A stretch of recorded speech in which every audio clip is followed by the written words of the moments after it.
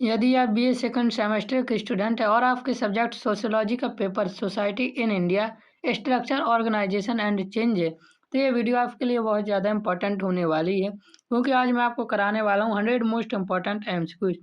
ये कोई random questions नहीं है। इन एमसीक्यूज को मैंने previous year papers, important topics और यूनिवर्सिटी एग्जाम पैटर्न को एनालिसिस करके सिलेक्ट किया है। अगर आपने ये एमसीक्यू अच्छे से कर लिए तो पेपर में सीधे यहीं से क्वेश्चन देखने को मिलने वाले हैं। ये वीडियो ऑल यूनिवर्सिटीज़ के स्टूडेंट के लिए उपयोगी है, इसलिए वीडियो को एंड तक जरूर देखना और एक भी एमसीक्यू मिस मत करना।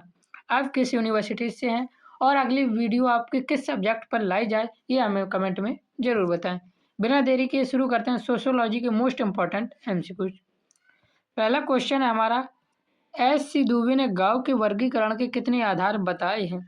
तो इसका हमारा सही आंसर है, एस.सी. दुबे ने गांव के वर्गीकरण के 6 आधार बताए हैं। क्वेश्चन नंबर दूसरा दिया हुआ है, पूर्व वैदिक सभ्यता का ज्ञान किस ग्रंथ से मिलता है? तो इसका हमारा सही आंसर है ऋग्वेद। ऋग्वेद सबसे प्राचीन ग्रंथ है जिसमें पूर्व वैदिक जीवन का ज्ञान मिलता है। क्वेश्चन नंबर तीसरा दिया हुआ है, नियोजित परिवर्तन के प्रमुख उद्देश्य क्या हैं? ये क्वेश्चन मोस्टली रिपीटेड है और बार बार पेपर में है, इसलिए एक भी क्वेश्चन मत छोड़ना। तो नियोजित परिवर्तन के मुख्य उद्देश्य हैं समाज कल्याण, व्यक्तित्व विकास और सामाजिक पुनर्निर्माण। ये तीनों ही नियोजित परिवर्तन के मुख्य उद्देश्य हैं।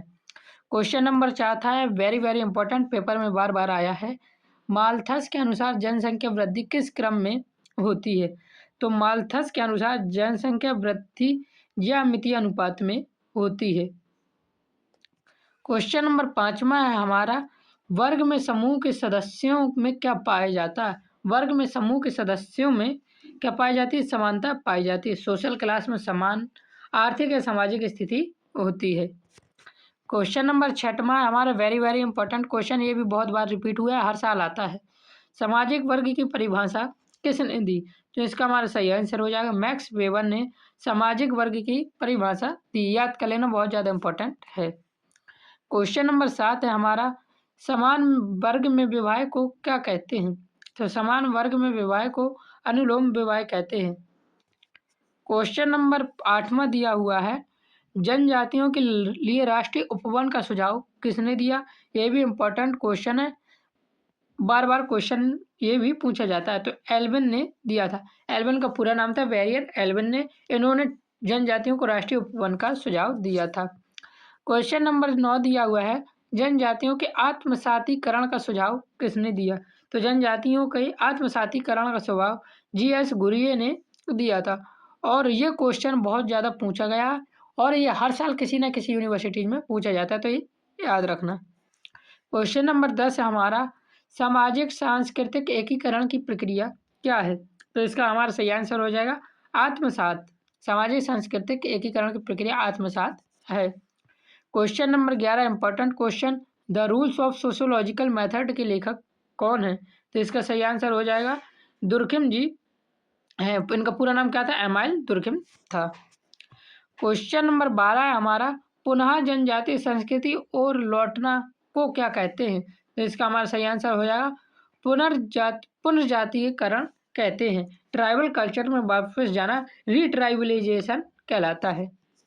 क्वेश्चन नंबर 13 है, स्थानांतरणशील कृषि को क्या कहते हैं?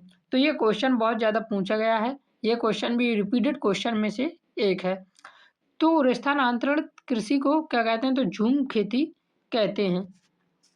क्वेश्चन नंबर 14 है, होमो इरेक्टस के लेखक कौन है? तो इसका हमारा सही आंसर हो जाएगा लुई ड्यूमांट है। क्वेश्चन नंबर 15 है, नगर की परिभाषा किसने दी? इंपॉर्टेंट क्वेश्चन, नगर की परिभाषा वेबर ने दी थी। पूरा नाम क्या था? मैक्स वेबर ने नगर की परिभाषा दी थी। क्वेश्चन नंबर 16 है, भारत में ईसाइयों का प्रतिशत कितना है? तो 2011 की जनगणना के अनुसार हम यहाँ बताएंगे, जो भी जनसंख्या से रिलेटेड होगा वह 2011 की जनगणना के अनुसार होगा और भारत में ईसाइयों का प्रतिशत 2.32% था 2011 की जनगणना के अनुसार। क्वेश्चन नंबर 17 है दिया हुआ, वर्ग किस प्रकार की स्थिति होती है? तो वर्ग कैसी स्थिति होती है? एक अर्जित स्थिति होती है, हम इसे कमाते हैं, हम गरीब वर्ग में हैं, अमीर वर्ग में हैं, मध्यम वर्ग में हैं, ये हम अपनी कमाई के अनुसार ये स्थिति आती है। क्वेश्चन नंबर 18 दिया हुआ है, 18 संयुक्त परिवार में किसका अभाव होता है? तो संयुक्त परिवार में स्त्री शिक्षा का अभाव होता है। जॉइंट फैमिली में महिलाओं की शिक्षा सीमित ही रहती है। क्वेश्चन नंबर 19 है, पैतृक परिवार को सार्वभौम किसने कहा या सार्वभौमिक किसने कहा? तो इसका हमारा सही आंसर हो जाएगा मार्डॉक ने। जॉर्ज पीटर मार्डॉक इनका पूरा नाम था। इन्होंने पैतृक परिवार को सार्वभौमिक परिवार, न्यूक्लियर फैमिली को यूनिवर्सल कहा है। क्वेश्चन नंबर 20 दिया हुआ है, ट्रेड यूनियन अधिनियम कब पारित हुआ? इंपॉर्टेंट क्वेश्चन है। ट्रेड यूनियन अधिनियम हमारा पारित हुआ था 1926 में। क्वेश्चन नंबर 21 है, very important question, caste in India politics के लेखक कौन है? तो इसका सही आंसर है कोठारी है। इनका पूरा नाम क्या था? Rajni Kothari, caste in India politics के लेखक। क्वेश्चन नंबर 22 है हमारा, कास्ट क्लास एंड ऑक्यूपेशन के लेखक कौन है? तो इसका हमारा सही आंसर हो जाएगा जीएस गुरिये ने कास्ट पर व्यापक कार्य किया था और इन्होंने कास्ट क्लास एंड ऑक्यूपेशन पुस्तक लिखी थी। क्वेश्चन नंबर 23 है, इंडियन साधुज पुस्तक किसने लिखी? तो इंडियन साधुज पुस्तक जीएस गुरिये ने लिखी थी। जितने भी पुस्तक वाले हैं ये बहुत ज़्यादा इंपॉर्टेंट क्वेश्चन हो जाते हैं। क्वेश्चन नंबर 24 है, मनु ने कर्म के कितने भेद बताए हैं? तो इसका सही आंसर हो जाएगा मनु ने कर्म के 3 भेद बताए हैं। क्वेश्चन नंबर 25 है, ह्यूमन सोसाइटी पुस्तक के लेखक कौन है? तो ह्यूमन सोसाइटी पुस्तक के लेखक किंग सैल डेविस हैं। किंग सैल डेविस ने ह्यूमन सोसाइटी पुस्तक लिखी थी। इस प्रकार मैंने आपको 25 इंपॉर्टेंट एमसीक्यू करवा दी। वीडियो को लाइक नहीं किया तो वीडियो को लाइक जरूर कर देना। आप किस यूनिवर्सिटी से और आपके किस सब्जेक्ट का पेपर कौन से देना है ये भी हमें कमेंट में जरूर बताएं। क्वेश्चन नंबर 26 दिया हुआ है, हिंदू उत्तराधिकारी अधिनियम कब पारित हुआ? इसका आंसर हो जाएगा 1956 में। हिंदू उत्तराधिकारी अधिनियम 1956 में पारित हुआ था और महिलाओं को संपत्ति अधिकार देने के लिए यहाँ लागू किया गया था। क्वेश्चन नंबर 27 है हमारा, some aspect of family in महुआ पुस्तक के लेखक कौन है? तो इसका हमारा सही आंसर हो जाएगा IP देसाई। सारे ही रिपीटेड क्वेश्चन है, यहाँ सारे रिपीटेड है, बस जो थोड़ी ज़्यादा इंपॉर्टेंट है मैं उनको थोड़ा नाम लेके बता देता हूँ। क्वेश्चन नंबर 28 है, परिवार एक समूह है जिसे मनुष्य पशु अवस्था के साथ लाया है। यह कथन किसका इंपॉर्टेंट है? तो ये मेलिनोव्स्की का है। क्वेश्चन नंबर 29 है, ह्यूमन एंड कल्चर पुस्तक के लेखक कौन है? तो इसका सही आंसर है SC Dube ji. Human and culture पुस्तक के लेखक हैं। इंपॉर्टेंट क्वेश्चन है। क्वेश्चन नंबर 30 है, संयुक्त परिवार की प्रकृति कैसी होती है? तो संयुक्त परिवार की प्रकृति समाजवादी होती है। जॉइंट फैमिली में संसाधन साझा होते हैं इसलिए इसे समाजवादी प्रकृति कहते हैं। क्वेश्चन नंबर 31 है, सती प्रथा निरोधक अधिनियम कब बना? बहुत ज़्यादा इंपॉर्टेंट क्वेश्चन, 1829 में बना था। क्वेश्चन नंबर 32 है, हिंदू विवाह अधिनियम कब लागू हुआ?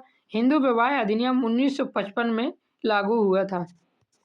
क्वेश्चन नंबर 33 है, ब्रह्म समाज की स्थापना कब हुई? तो इसका हमारा सही आंसर हो जाएगा 1828 में ब्रह्म समाज की स्थापना हुई थी। किसने की थी? तो याद रखना राजा राम मोहन राय ने की थी ब्रह्म समाज की स्थापना। इंपॉर्टेंट क्वेश्चन है, पूछ लिया जाता है ब्रह्म समाज की स्थापना किसने और कब की थी? तो 1828 में राजा राम मोहन राय ने की थी। क्वेश्चन नंबर 34 से, अंतर्राष्ट्रीय महिला दिवस कब मनाया जाता है? इंपॉर्टेंट क्वेश्चन, 8 मार्च को मनाया जाता है international women's day. Question number 35 दिया हुआ है, भग्न पुरुष शब्द किसके लिए प्रयोग होता है? तो इसका सही आंसर है दलित के लिए भग्न पुरुष शब्द प्रयोग किया जाता है। क्वेश्चन नंबर 36 है, महिला समृद्धि योजना कब शुरू हुई? तो 1993 में महिला समृद्धि योजना शुरू हुई थी। क्वेश्चन नंबर 37 है, अन्नपूर्णा योजना कब शुरू हुई? तो अन्नपूर्णा योजना को बहुत ज़्यादा बार पूछा गया है, तो यह 2000 में शुरू हुई थी और गरीब बुजुर्गों को खाद्यान्न देने के लिए अन्नपूर्णा योजना 2000 में शुरू हुई थी। क्वेश्चन नंबर 38 है, संस्कृतिकरण की अवधारणा किसने दी? तो संस्कृतिकरण की अवधारणा MN श्रीनिवास ने दी थी। क्वेश्चन नंबर 39 दिया हुआ है, भारत में दलितों को सर्वाधिक जनसंख्या किस राज्य में है? तो भारत में दलितों की सर्वाधिक जनसंख्या उत्तर प्रदेश में है। क्वेश्चन नंबर 40 से हमारा, काका कालेलकर आयोग ने कितनी जातियों को पिछड़ा माना है? तो काका कालेलकर आयोग ने 2399 जातियों को पिछड़ा बताया है।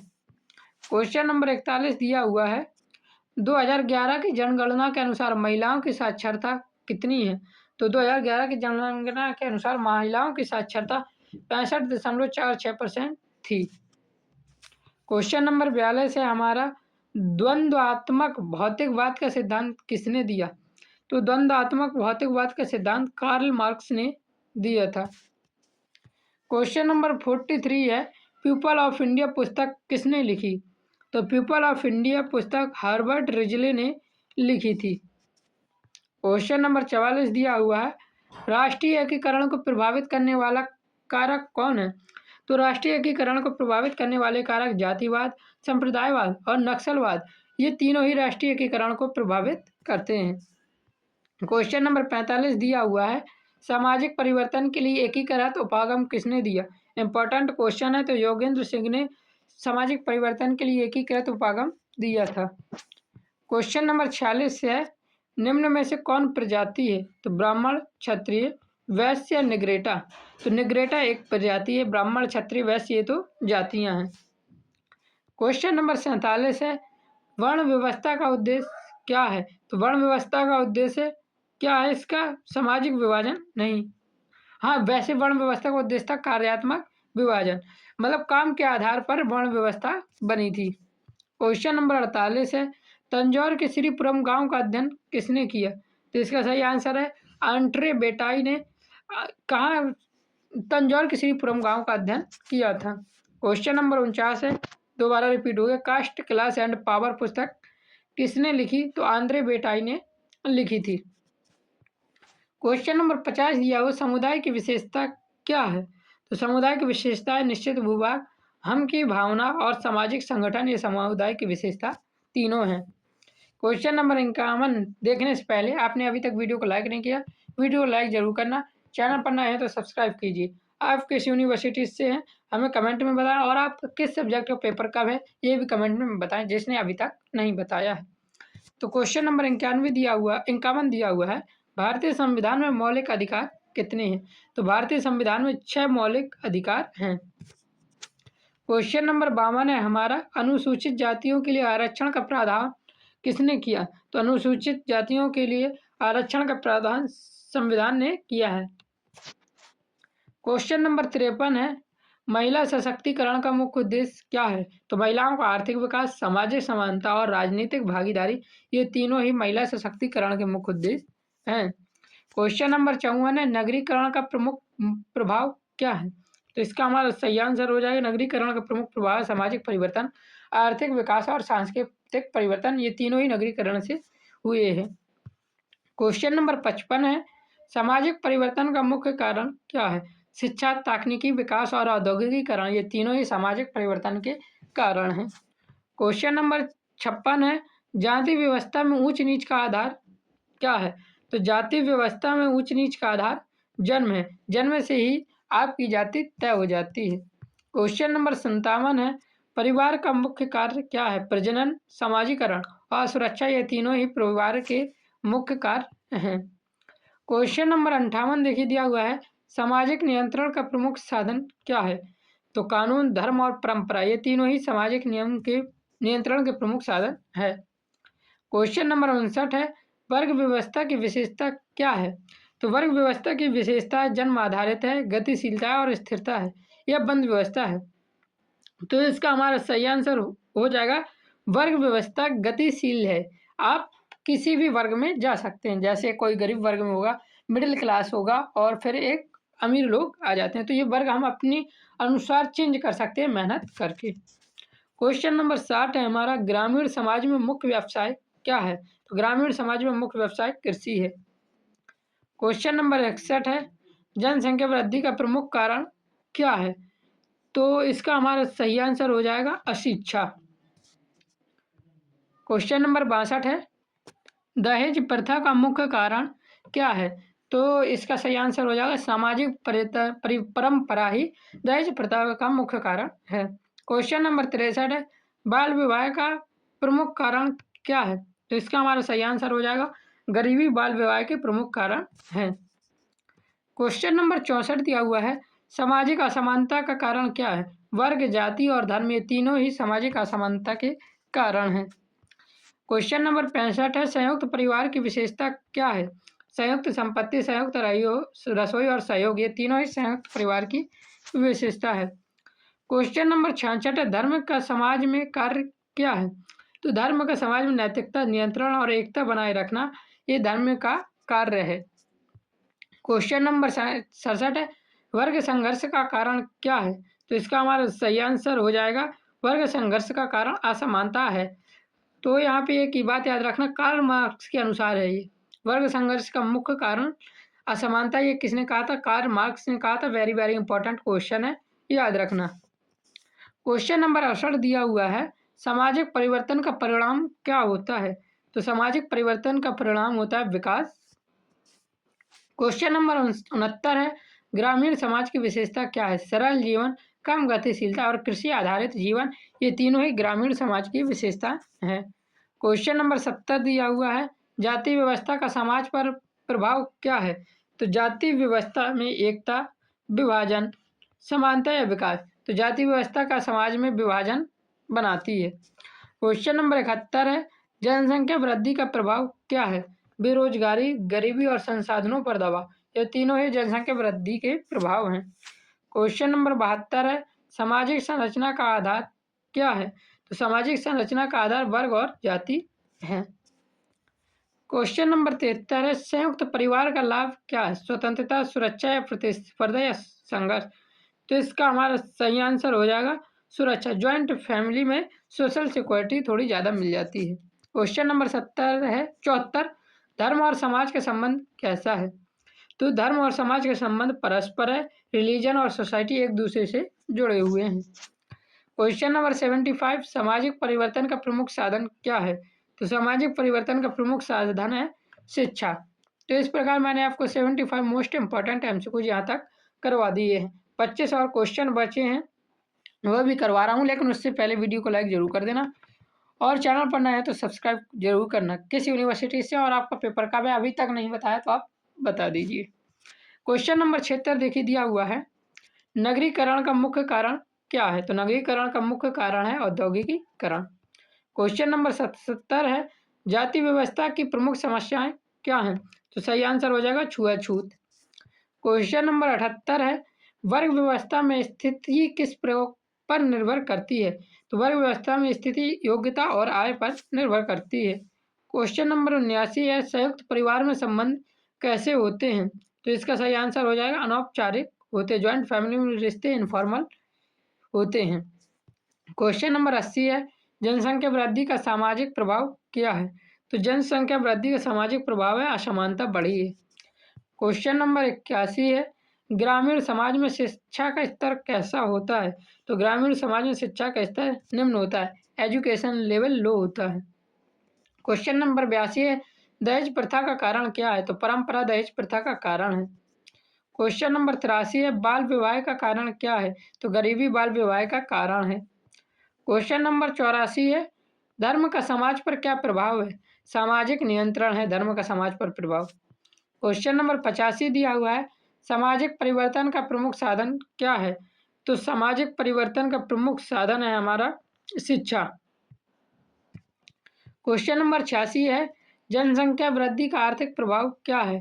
तो बेरोजगारी बढ़ती जनसंख्या वृद्धि से। क्वेश्चन नंबर 87 है, वर्ग संघर्ष का कारण क्या है? तो असमानता वर्ग संघर्ष का एक प्रमुख कारण है। क्वेश्चन नंबर 88 है, संयुक्त परिवार का एक नुकसान क्या है? स्वतंत्रता की कमी होती है संयुक्त परिवार में। क्वेश्चन नंबर 89 है, जाति व्यवस्था में गतिशीलता कैसी होती है? जाति व्यवस्था में गतिशीलता कम होती है। क्वेश्चन नंबर 90 दिया हुआ है, ग्रामीण समाज की प्रमुख समस्या क्या है? तो गरीबी ग्रामीण समाज की प्रमुख समस्या है। क्वेश्चन नंबर 91 है, धर्म का मुख्य उद्देश्य क्या है? तो इसका हमारा सही आंसर हो जाएगा पूजा, नैतिकता और सामाजिक नियंत्रण, ये तीनों ही धर्म का मुख्य उद्देश्य है। क्वेश्चन नंबर 92, सामाजिक असमानता का मुख्य कारण क्या है? तो इसका सही आंसर हो जाएगा वर्ग। सामाजिक असमानता का मुख्य कारण वर्ग है। क्वेश्चन नंबर 93 है, जनसंख्या वृद्धि के परिणाम क्या है? तो संसाधनों पर दबाव पड़ रहा है, यह जनसंख्या वृद्धि के परिणाम है। क्वेश्चन नंबर 94 है, संयुक्त परिवार में संपत्ति का नियंत्रण किसके पास होता है? तो मुखिया के पास होता है। क्वेश्चन नंबर 95, जाति व्यवस्था का प्रभाव क्या है? तो जाति व्यवस्था से विभाजन बढ़ा है। क्वेश्चन नंबर 96 है, धर्म और समाज का संबंध परस्पर है। क्वेश्चन नंबर 97, वर्ग व्यवस्था में गतिशीलता का अर्थ क्या है? तो परिवर्तन है। क्वेश्चन नंबर 98 दिया हुआ है, जनसंख्या नियंत्रण का उपाय क्या है? शिक्षा, जागरूकता और परिवार नियोजन, ये तीनों ही जनसंख्या नियंत्रण के उपाय हैं। क्वेश्चन नंबर 99, सामाजिक परिवर्तन का परिणाम क्या है? तो इसका सही आंसर हो जाएगा विकास। क्वेश्चन नंबर 100 है हमारा, समाज का मुख्य आधार क्या है? तो धर्म, वर्ग और जाति, राजनीति या व्यवस्था। तो इसका सही आंसर वर्ग और जाति। तो इस प्रकार आपको मैंने 100 मोस्ट इंपॉर्टेंट एमसीक्यूज करवा दिए हैं। और आपने अभी तक चैनल को सब्सक्राइब नहीं किया तो सब्सक्राइब जरूर करने। पीडीएफ के लिए आप हमें टेलीग्राम पे मैसेज कर सकते हैं। पीडीएफ पेड है, फ्री बिल्कुल नहीं। तो कितने रुपए में मिलेगी आपको हम टेलीग्राम पे ही बता देंगे जब मैसेज करेंगे। जय हिंद, जय भारत, राधे राधे।